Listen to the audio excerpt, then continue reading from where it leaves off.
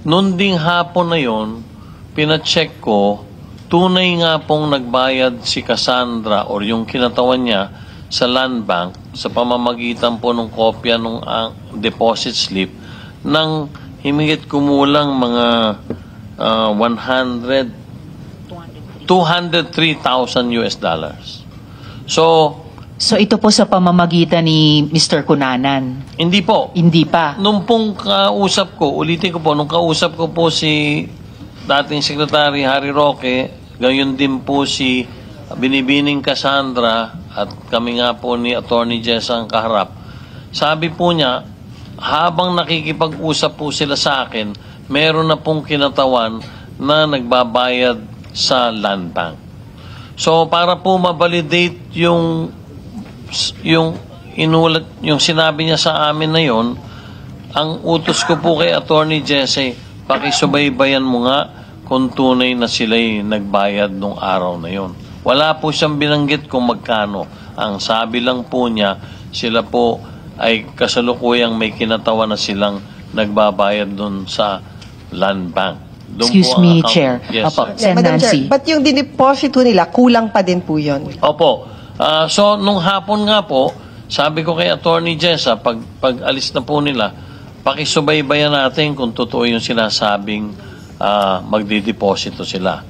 So, nung hapon din yun po, nakatanggap na kami ng bank deposit slip sa account po ng PAGCOR at ito po ay nagkakahalagang 203,000. In short, Senator Binay, hindi po yung kabuoang amount na 500,000 ang naibayad. Kasi sabi din po, baka din daw pwedeng payment over time yung arrears dahil nga naloko sila ni Ginoong Dennis Cunanan.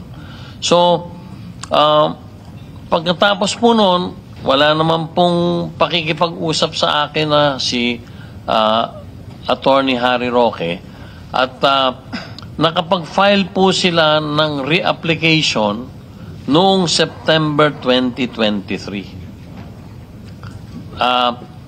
At doon po nakita na nung panahon ng nakarang administrasyon ng PAGCOR, ang lisensya po nila ay para sa 3,000 metro kwadrado lamang.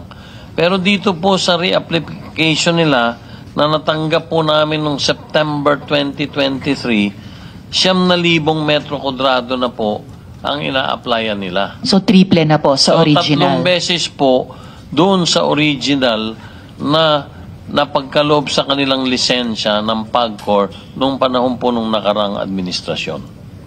So, doon po, prinoseso na po yung application nila. At marami po silang mga kulang na mga iba't ibang mga dokumento dahil naghihigpit na po kami. After doon po, diretso na pong tumatawag si Attorney Roque or nakikipag-ugnayan kay Attorney Jessa Fernandez. Ilang beses po tumawag si dating Sec Roque kay Attorney Jessa? Pwede po bang si Yes, Attorney Fernandez po ang aking pasagutin dahil siya, sa kanya po diretsong nagpa-follow up si Attorney Roque. Sige po, Attorney. Madam Chair. Before Attorney Jessa, Siguro Sen. just, Nancy. Opo. To reiterate, after ho nung meeting na yon, never nyo na ho nakausap Hindi po, wala na po. At ulitin ko din po, hindi po naman niya ako pressure. Kumbaga, bilang abogado siguro, bilang kliyente niya, nagpa-facilitate lang at nakikiusap po siya. So parang sinamahan niya lang po Sinamahan po niya. Maliwanag po yun dahil doon ko po nakilala si Binibining Cassandra Ong. Doon nga pala, tinanong ko rin, if I may just, ma'am, bakit po si Dennis Cunanan ang inyong representative kung kayo naman ang talagang nagpapatakbo niyan?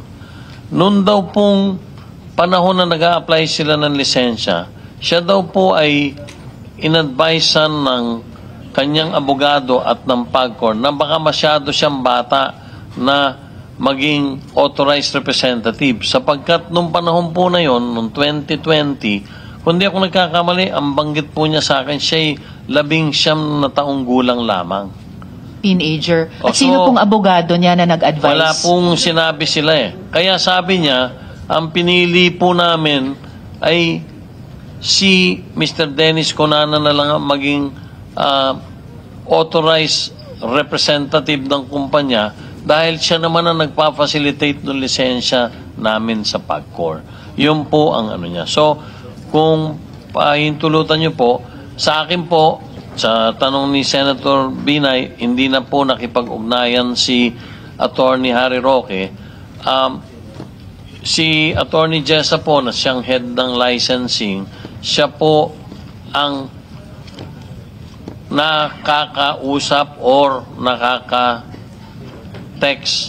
nakakapag-ugnayan kay Attorney Roque. So with your permission po. Yes, salamat, Chair. So, Attorney Jessa, ilang beses kayo tinawagan ni dating Secretary Roque or ilang beses po siya kumausap pa sa inyo pagkatapos ng pulong nung July 2023?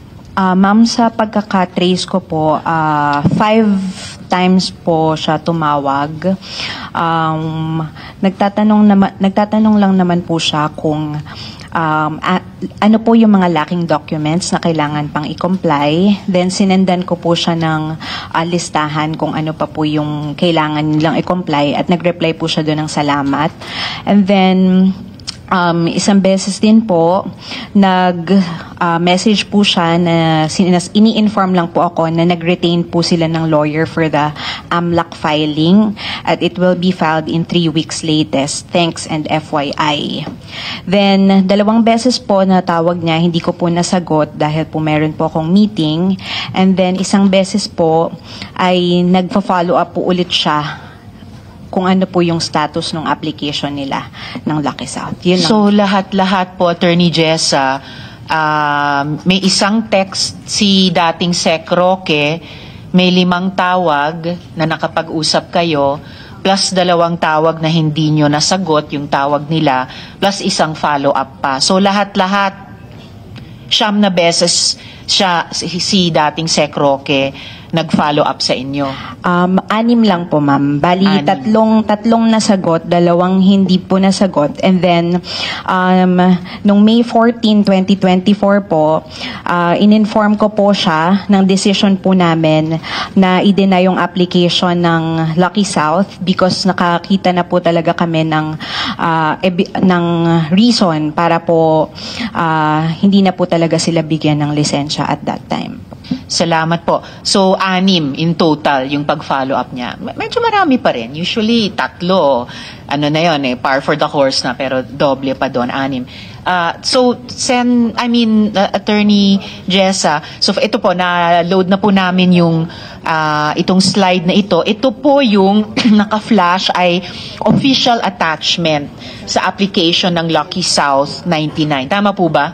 Ito po yung attachment dun sa original application nila. Tama po, ma'am. Salamat. And nakikita po natin dito mga 3 level sa ilalim ng presidenteng si Julian Linsangan III. May kahon dito na ang legal nila ay si Attorney Harry Roque. Yes, Sorry, before you answer, gusto ko lang Attorney itanong, Jessa, nung Nancy. in-inform nyo through text, may sagot ba? Through phone call po yun. Ang sabi niya lang po, ganun ba, i-inform ko na lang po yung principals po niya. Okay, so and then walang face-to-face meeting. And on record, wala namang, hindi siya nagsabi na dapat bigyan nyo ng permit, walang ganung demand. As for me, ma'am, wala po talaga. Lagi lang po siyang please or thank you, ganun lang naman po. Sa akin din po, Yes, ganun, Chair Senator Tenco. Binay. Hindi po siya naman namamwersa. Nakikiusap po siya. At very light po naman ang mga conversation namin.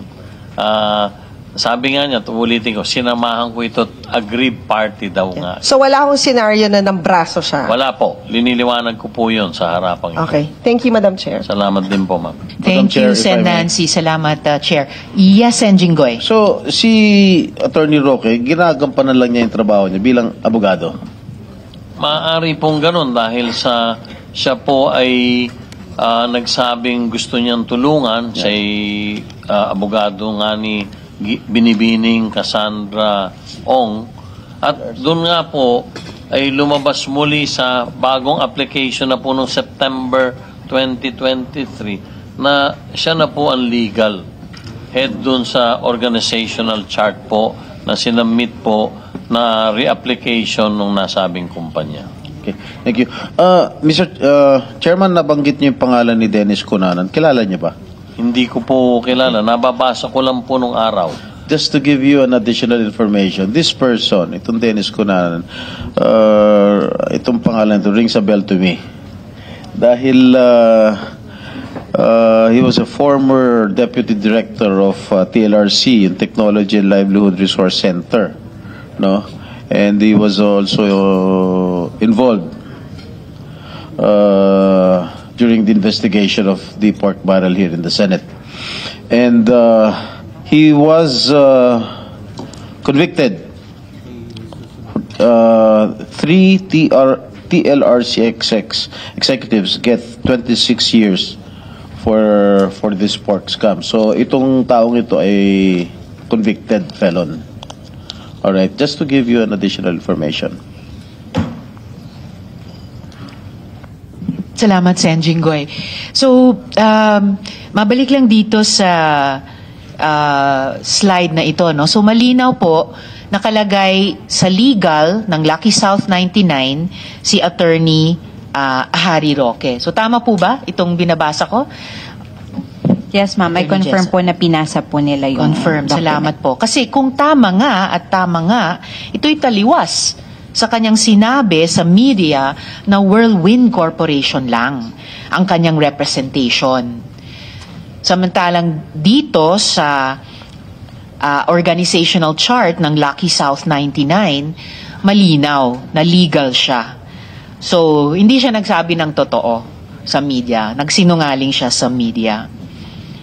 Okay? So, gusto ko lang i-make off record na iyon. At just to confirm, no, sa interaction nyo po, ang pagpresenta niya at pagkaintindi nyo, abogado talaga ng pogo na ito, si dating Sec. Harry Roque. Yes, ma'am. Alright, thank you very much, Attorney. At this point po, Chair and colleagues, I'd